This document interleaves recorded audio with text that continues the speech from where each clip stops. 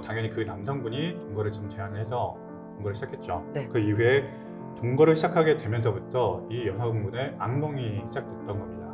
또 지금 이 핸드폰 보는 거 나한테는 굉장히 중요한 일이고 불법적인 일이다. 나의 개인정보가 얼마나 중요한지 아냐? 이런 식으로 트집을 잡는 거예요. 뭐라고? 내가 성형수술한 것은 너 때문이다. 너에게 잘 보이기 위해서 성형수술을 했으니까 내가 이 성형수술에서 회복되는 중간 동안에는 내가 너희 집에서 머물면서 회복하는 것을 네가 도와줘야 된다. 네, 안녕하세요. 사랑학개론 MC 정애연입니다. 광명법률사무소 현창윤 변호사님을 모시고 이야기 나눠보도록 하겠습니다.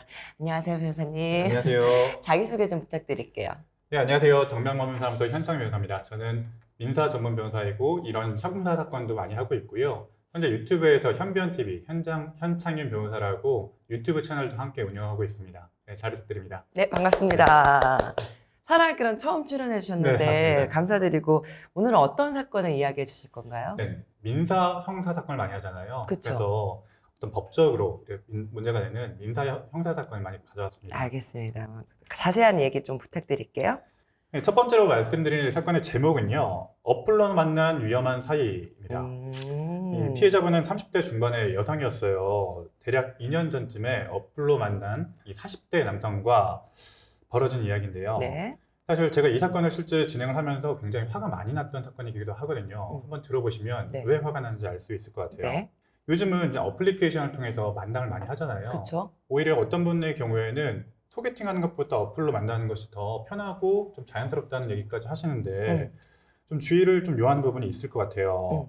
저희 의뢰인분들도 친구들이 추천해준 어플리케이션을 통해서 익명의 남성과 대화를 나누기 시작했는데요. 네. 거기서 대화가 잘 통하는 남성을 만나서 좀 대화를 나누고 카카오톡도 교환을 하고 그렇게 연락을 좀 계속했다고 합니다. 네. 그러면서 이 남성분이 자기는 전문적인 일을 하는 전문직 남성이다라고 소개를 했었거든요. 그러면서 구체적인 어떤 일을 하는지에 대해서는 잘 가르쳐 주진 않는 거예요. 그래서 그런 게임같이 내가 어떤 일을 하는지 맞춰봐라 이런 식으로 마치 게임을 하듯이 이렇게 무슨 일 하세요? 무슨 일 하세요? 회계사인가? 세무사인가? 이런 얘기를 하다가 외교관이세요? 라고 하니까 깜짝 놀라는 척 하면서 네.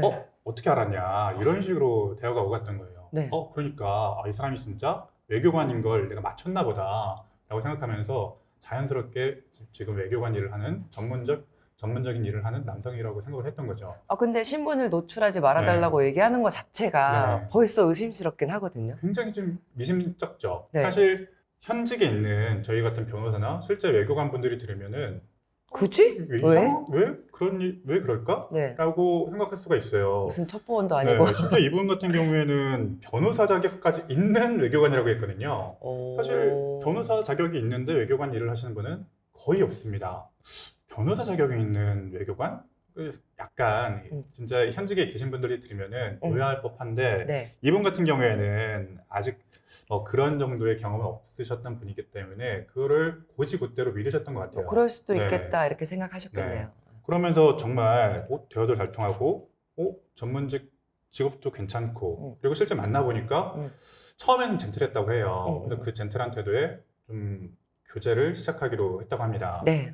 그러면서 교제를 시작하면서 또 고가의 명품 선물까지 오. 반지, 목걸이 이런 거를 선물하면서 사귀자는 말을 하니까 그녀의 미심쩍었던 이제 의심까지도 사라졌던 거죠. 네. 네. 이거 만난 지 6개월에서 8개월 된 시점에 어떤 사건이 있어서 동거를 시작하게 되는데 네. 당연히 그 남성분이 동거를 좀 제안을 해서 동거를 시작했죠. 네. 그 여성분의 악몽이 시작됐던 겁니다. 왜 남자분의 네. 태도가 바로 돌변했나 보죠? 맞습니다. 소위 가스라이팅이라고 하는데요. 그녀의 어떤 사소한 태도까지 트집을 잡으면서 하나하나 트집 잡기 시작했어요. 네. 가스라이팅이란 게 원래 사소한 것부터 시작을 좀 하잖아요. 네네. 어떤 사소한 것부터 시작해서 이건 내가 맞는 것 같은데 왜 다르다고 하지? 그런데 그런 걸 하나하나 트집 잡고 어떤 괴롭힘까지 있다 보니까 네. 자연스럽게 그 남자한테 종속되고 정신적으로 지배당하는 그런 상황까지 좀 갔던 거죠. 근데 이 사람 같은 경우에는 자기 핸드폰 만지는 것을 굉장히 싫어했어요. 특히 어떤 날에는 핸드폰 화면이 켜져 있는 것을 여자가 우연히 보게 됐는데 너 지금 이 핸드폰 보는 거 나한테는 굉장히 중요한 일이고 불법적인 일이다. 나의 개인정보가 얼마나 중요한지 아냐? 이런 식으로 트집을 잡는 거예요. 아예 숨도 못 쉬게끔 네, 하는 거네요. 맞습니다. 어떻게 보면. 사실 연인 관계에서 우연히 이렇게 핸드폰 보게 되는 거는 종종 있는 그쵸. 일이잖아요. 믿음으로 네. 어떻게 보면 네. 베이스에 그런 거 믿을 수 있는 거니까. 물론 그 내용, 사소한 내용까지 대화 내역을 찾아본다거나 하는 경우에는 정말로 불법적인 일이 발생할 수도 있지만 그쵸. 우연히 그렇게 좀 보게 되는 경우까지 치집하는 경우는 많이 없잖아요. 너무 이상한데 네. 여자분이 그러면 이상하다고 생각하셨을 네. 것 같아요. 여기서 이상함을 깨닫고 뭔가 이제 결별이나 그런 조치까지 나갔어야 되는데 그쵸. 이분 같은 경우에는 좀 착했던 것 같아요. 네, 착하고 이런 경험이 많이 없어졌던 것 같아요. 그래서 이런 일이 계속 발생했는데도 불구하고 계속 교제를 좀 이어나갔고 또 하나 이상했던 일이 이 남자분이 이 교제 중간에 성형수술을 했거든요. 뭐 할 수 있죠. 네, 네. 그러니까 상의하에 네. 할 수 있죠. 예. 성형수술을 했는데 그때도 이상한 말을 해요. 뭐라고요? 내가 성형수술한 것은 너 때문이다. 너에게 잘 보이기 위해서 성형수술을 했으니까 내가 이 성형수술에서 회복되는 중간 동안에는 내가 너희 집에서 머물면서 회복하는 것을 네가 도와줘야 된다. 이런 식으로 얘기하면서 동거가 시작됐던 겁니다. 그래요? 네. 그래서 이렇게 울며 겨자 먹기로 동거까지 좀 시작이 되었던 것인데 네. 근데 중간에 이렇게 교제가 이어지던 중간에 갑자기 큰일이 발생했어요. 어떤 일이죠? 이 남자분이 갑자기 평소와 같이 대화를 하다가 갑자기 전화가 오더니 갑자기 호통을 치기 시작했어요. 화를 내시는 거예요? 내가 지금 너 카카오톡에 답변을 하다가 크게 사고가 났다. 내가 어린이 보호구역에서 운전하다가 사고가 났는데 이거 지금 엄청 큰 문제가 되고 있는 거 아냐 모르냐. 본인이 잘못하신 그렇죠. 거잖아요. 네. 일반적인 상식적으로 자기가 잘못해서 자기가 운전을 해놓고 네. 그리고 카카오톡 누가 답변하라고 했습니까? 그쵸. 아니죠. 그렇죠. 운전 그런데 중에는 안 하는 게 정상인 거죠. 당연히 운전을 끝낸 후에 답변을 하겠거니 하고 대화를 주고받았던 건데 네. 그것 때문에 사고가 났다고 하면서 이렇게 윽박지르기 시작했어요. 네. 예. 여자분은 당연히 의아하죠. 내가 잘못했나? 그냥 이렇게 문자 하나 보낸 것 뿐인 네. 건데. 네. 그런데 마치 정말 크게 사고가 난 것처럼 이 어린이 보호구 안에서 진짜 사고가 난 것처럼 사진도 보내고 자동차 사고 난 사진을 보내고 하니까 뭔가 의아하면서도 끌려갈 수밖에 없었던 거예요. 나 때문에 사고가 난 건가? 뭐 이렇게 생각할 네. 수 있겠네요. 진짜 이게 문제가 되는 건가? 이게 진짜 법적으로 사고가 나면 내가 피해 보상을 해줘야 되는 건가? 이런 식으로 계속 이야기를 하고 특히 이 남자분이 뭐 변호사의 외교관이었다, 뭐 국가 일을 하는 사람이었다라고 하니까 마치 이 사람의 커리어를 내가 망친 것 마냥 그 사람이 계속 윽박질렀어요. 운전은 본인이 하고 네. 사고는 본인이 내고 네. 나서 그거를 이제 여자친구한테 뭐라고 한다는 것 자체가 상식적으로 좀 이해 바뀌거든요. 이게 이 사건 당사자가 아닌 제3자들이 봤을 때는 사실 뭐 이런 황당한 일이 있나 싶을 텐데 네. 사건의 당사자가 되고 이렇게 휘몰아치는 상황이 되면은 잠깐 그런 냉정함을 좀 잃게 되나 봐요. 그러니까 네. 그게 어떻게 보면 지속적인 가스라이팅 때문에 더 믿게 되는 걸 수도 있는 거죠. 그렇습니다. 마지못해 믿게 되는 아니면은 뭐 믿게 만드는 그런 거겠죠. 그래서 이렇게 계속해서 세뇌를 당한 것처럼 너의 책임이다, 너의 책임이다 그렇게 하니까 처음에는 어리둥절하다가 정말 내가 잘못한 것 같다는 생각이 좀 들기도 하고 네. 또 이 피해 보상을 계속 하면서 심지어는 이 남자가 여성에게 민사소송을 하겠다. 피해 보상을 청구하고 그 액수가 3천만 원 이상. 지금 발생한 손해만 3천만 원 이상이니까 네. 위자료까지 포함해서 4천만 원을 청구하겠다. 이런 식으로 가스라이팅을 한 겁니다. 와, 말이 안 되는 얘기인 네. 것 같은데. 실제로 이렇게 소송이 들어왔다면 정말 말이 안 되는 소송인데 네. 이미 심리적으로 완전 유축되었던 이 여자분 입장에서는 네. 정말 놀랄 수밖에 없죠. 그쵸. 놀라고 내가 정말 소송을 당하게 되면 배상을 내가 해줘야 되는 배상을 건가? 해줘야 되는 건가? 이 사람은 또 그쪽에 관련된 하고 있으니까 나보다 더 잘 잘못을 알겠지. 하니까. 뭐 이렇게 생각하겠네요. 사실 진짜 이 변호사 입장에서 보면 정말 말도 안 되는 일이고 할 테면 해보라지라고 이렇게 생각할 텐데 네. 법률적으로 지식이 약간 좀 부족했던 이 여성분께서는 진짜 내가 보상을 해줘야 되나 보다. 그럼 나중에 어떤 뭐 비용까지 물어줘야 되나 보다라고 생각하셔가지고 4천만 원을 지급하겠다고 약속까지 해버렸다고 합니다. 그래서 그 네. 돈을 주셨나요?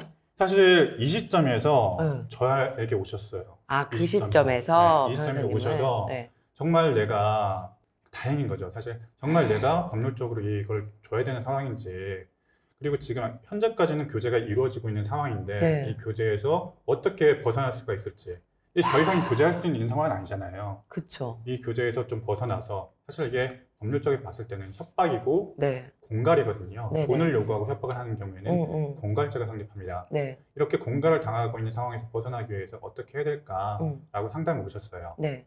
그래서 저는 이거는 당연히 법률적으로 말이 안 되는 상황이고 그 사람이 뭐 변호사라고 하거나 외교관이라고 하는 게 전혀 말이 안 된다.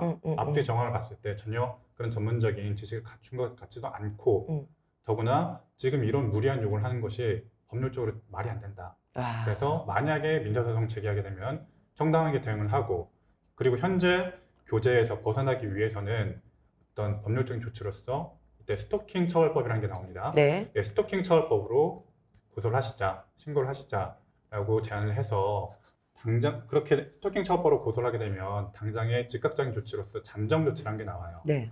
잠정 조치라는 게 굉장히 중요할 수가 있는데 잠정 조치는 무엇인가요? 잠정 조치가 나오게 되면 경찰에서 그 상대방에게 경고 조치를 일단 해주고요. 경고 조치 이후에는 법원의 판단으로 한동안 2달 내지 연장됐을 경우 6개월 동안 이 사람에게 어떤 연락을 하거나 다가가거나 하는 행위를 즉각적으로 멈출 것을 요구하는 잠정 조치라는 걸 해주게 됩니다. 네네네네. 이게 법원의 판단을 한번 받은 것이기 때문에 굉장히 큰 압박을 줄 수가 있어요. 네, 그래서 이런 잠정 조치를 통해서 일단은 그 사람을 어쨌든 동거까지 같이 했던 상황이었잖아요. 그쵸. 그 사람의 주거까지 찾아오거나 연락하거나 하는 행동을 일단 멈추게 할 수 있었습니다. 아, 그러면 네. 이후에 사건은 어떻게 진행이 됐어요? 마무리가 좀 궁금하긴 한데. 이후에는 냉정하게 좀 봐서 이 사건 자체가 좀 저희 입장에서 봤을 때 말이 안 되는 사건이었잖아요. 그쵸. 냉정하게 이 소송 들어오는 것에 대해서는 정당하게 방어를 해서 당연히 승소를 했고요. 네. 네, 그 이후에 지금 이 사람이 공갈 행위를 했잖아요. 공갈 행위에 대해서도 저희가 고소를 해서 진행되었던 사건입니다. 와, 이와 같이 만남 어플을 통해서 사람들을 익명으로 많이들 만나시더라고요. 이럴 때 좀 주의해야 될 점 좀 설명 좀 부탁드릴게요. 무엇보다 이 만남 어플에서 만나는 분들이 인적 사항이 누구를 거쳐서 확인된 게 아니잖아요. 그쵸. 네, 그게 가장 중요할 것 같아요. 평소 만날 때보다, 평소 어떤 소개팅이나 뭐 미팅할 때보다 어떤 주선자가 없기 때문에 조금 더 상대편의 인적 상황에 대해서 조금 더 알아보시면 좋을 것 같아요. 네. 이 사건의 경우에도 수사 과정에서 알게 된 게 사실 이 남자가 충격적이게도 유부남이었다고 해요. 아, 이미 진짜요? 결혼을 한 상태에서 이 어플리케이션을 통해서 또 이 여성분까지 만났던 거예요. 와, 그럼 네. 외교관도 거짓말이었고 모든 게 변호사도 다 거짓말이었죠. 거짓말이었던 네, 거예요? 심지어 유부남에다가 자녀까지 있는 그런 사람이었던 거예요. 어머, 네. 그럼 더 큰 처벌을 받을 수 있는 거 아니에요? 엄밀히 말해서 이 사람이 뭐 결혼을 했는지 아닌지에 따라서 그 처벌 여부가 커지진 않아요. 아, 그래요? 그게 좀 아쉽게 느껴지실 텐데 네. 어쨌든 이 사람이 큰 틀에서 어떤 거짓말을 했다는 것 그것 자체로도 수사기관에 보기에는 뭐 심증이 갈 수밖에 없는 상황이긴 하죠. 네네네. 알겠습니다. 이와 같이 만남 어플을 통해서 만나실 때는 그 사람의 신상에 대해서 좀 더 적극적으로 알아보시는 방법도 좋은 방법이라고 생각이 듭니다. 오늘은 현창은 변호사님과 함께 어플 관련된 형사 관련 사건을 알아보았습니다. 여러분들 내용이 좋으셨다면 구독, 좋아요. 알림 설정 부탁드립니다. 감사합니다. 맞습니다.